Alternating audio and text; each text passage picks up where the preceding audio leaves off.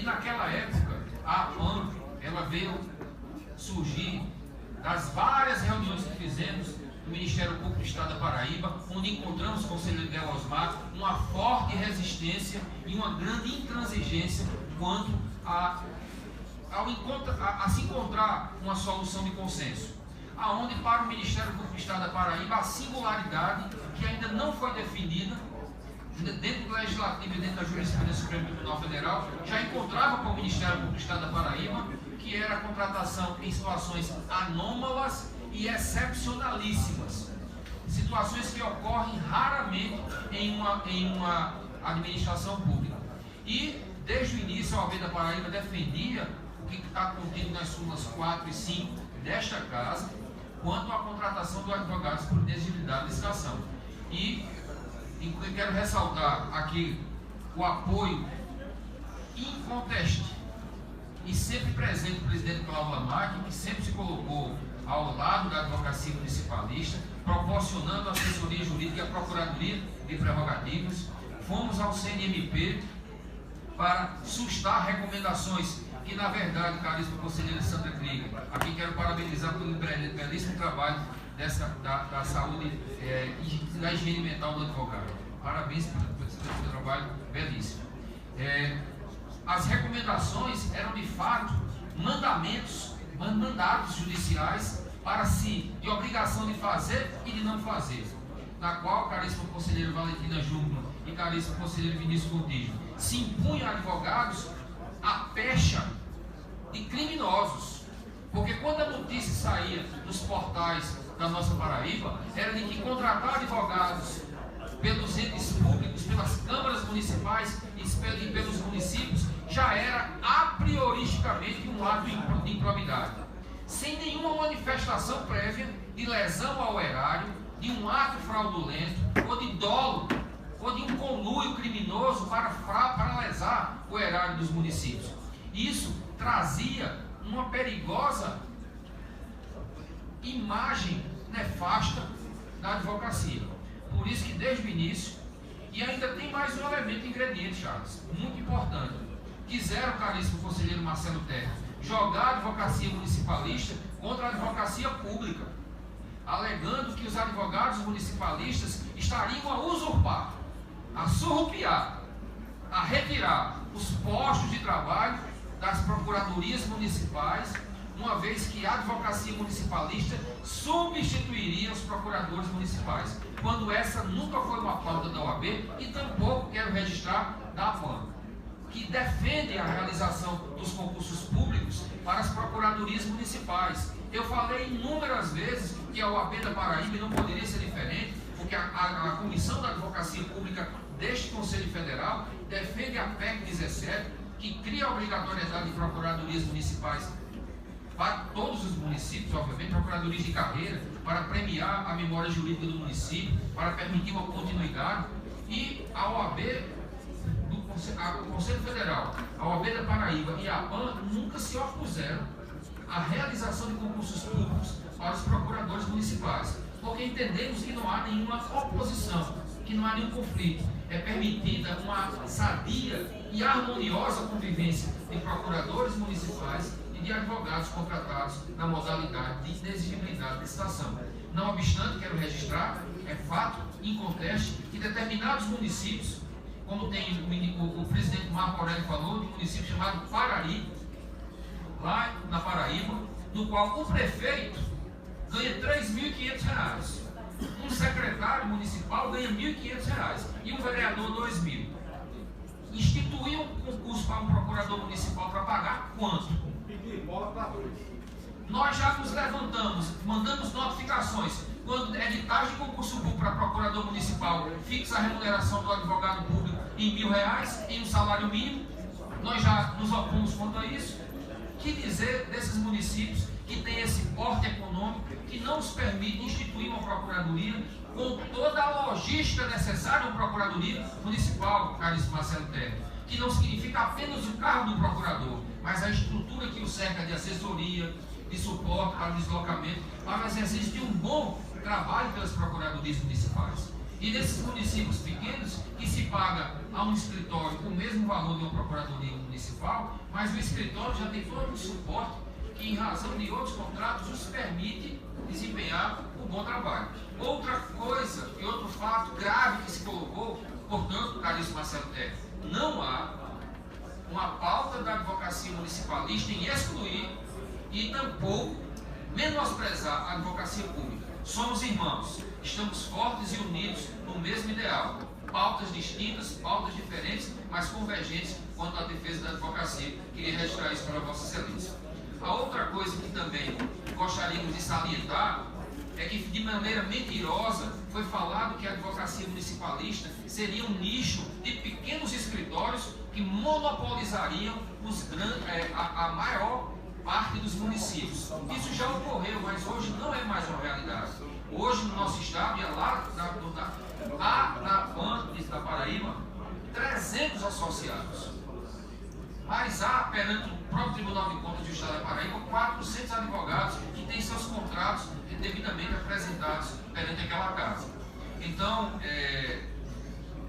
eu venho aqui, até porque a nossa luta já permanece e já vem de longo tempo, registrar a nossa alegria com mais essa luta, mas ela ainda continua. Estávamos hoje a falar com Oswaldo, da Procuradoria Jurídica, para procurarmos uma medida que judicializemos, uma vez que já foi feito isso no TRF da 5ª Região, já foi proposto um mandado de segurança para assustar as recomendações, caríssimo Charles Dias. E agora a recomendação foi conjunta pelo Ministério Público do Trabalho, Ministério Público Federal, Ministério Público Estadual, determinando a imediata suspensão dos contratos e, pasmem os senhores e senhoras, a realização incontinente de concurso público para as procuradorias, se investindo, aí sim, se usurpando da função do gestor municipal, independente de saber a possibilidade orçamentária de realização desse concurso ou não. Então hoje, caso esse conselho entenda em aprovar o voto do nobre relator Ricardo Bacelar, estará colaborando, honrando as tradições do Conselho Federal da OAB, de manter a luta pela advocacia. E eu dizia isso várias vezes lá no meu estado da Paraíba. Hoje, todos os advogados paraibanos são advogados municipalistas, porque pela advocacia municipalista, todos nós fomos taxados de criminosos, de bandidos e de lesionadores do erário. E isso a advocacia, a partir da OAB, não pode permitir. Então, quero registrar a minha felicidade por hoje, esse tema estar sendo debatido e sendo até agora acolhido por este plenário, registrar a luta também do presidente Marco Vilar e sua diretoria e todos os advogados municipalistas, que de maneira incansável não é apenas uma força de expressão, é a manifestação real da luta que vem sendo desenvolvida pelos advogados municipalistas do Estado. Creio que em Pernambuco a mesma coisa também, porque é a pauta do dia no qual nós não podemos baixar a crista e não podemos baixar a bandeira. Hoje, se não enfrentarmos como merece o tema, é a advocacia municipalista. Amanhã poderá ser a própria advocacia pública. E aí nós já estamos assistindo decisões que subtraem os honorários de sucumbência de procuradores estaduais e federais. Amanhã poderá ser os advogados ambientalistas, caríssimo conselheiro Marinho. Depois poderão ser os advogados trabalhistas e por aí vai. Nós não podemos nunca baixar a guarda nas pautas que são próprias de cada ramo da advocacia, como se fosse nosso, como também se estivéssemos na pele e no sangue daquilo que os nossos amigos estão passando. Porque se não fizermos assim, um dia poderá ocorrer conosco e nós não estaremos sós e não teremos mais ninguém conosco. Quero agradecer a todos, saudar aqui o meu amigo Cagé, pela Sociedade de Advogados, que também é um defensor incansável da pauta da Sociedade de Advogados. Cagé, minhas honras a você e seu trabalho perante o César. E, caríssimo presidente, era mais um desabafo e mais um registro que gostaria de fazer nesse momento tão importante para a advocacia paraibana e para a advocacia brasileira. Muito obrigado. Obrigado, presidente Paulo Maia. Mais um conselheiro Marinho. Presidente Marinho. Eu estava procurando onde é que estavam as inscrições. Senhor presidente, Você está falando. presidente Paulo Maia, colegas conselheiras e colegas conselheiros, eu, na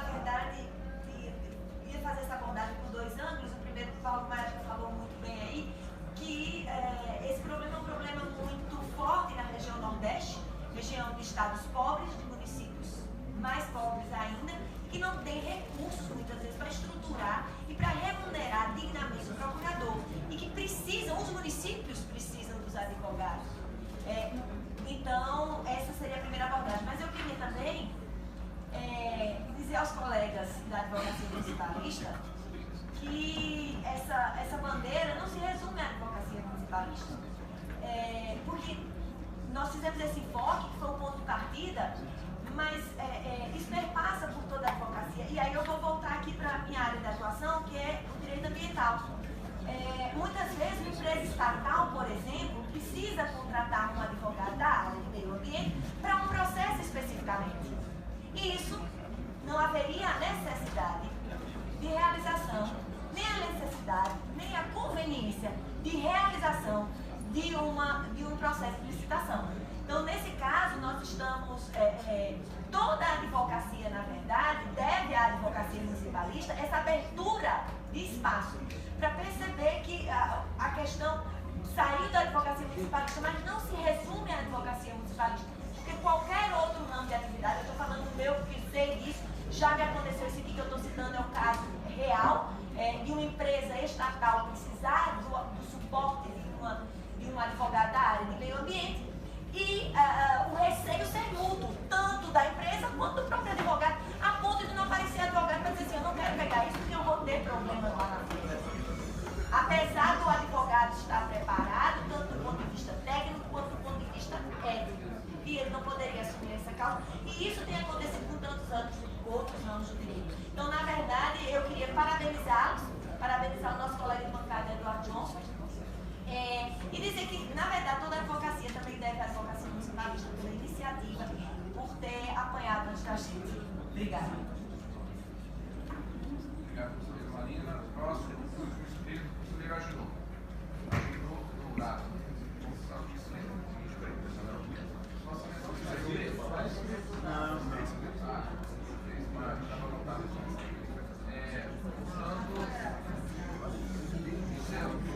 Encerramento das inscrições e não havendo mais nenhuma intervenção, inicial uma contrariedade ao voto apresentado pelo relator, não havendo um processo, uma matéria aprovada à unanimidade.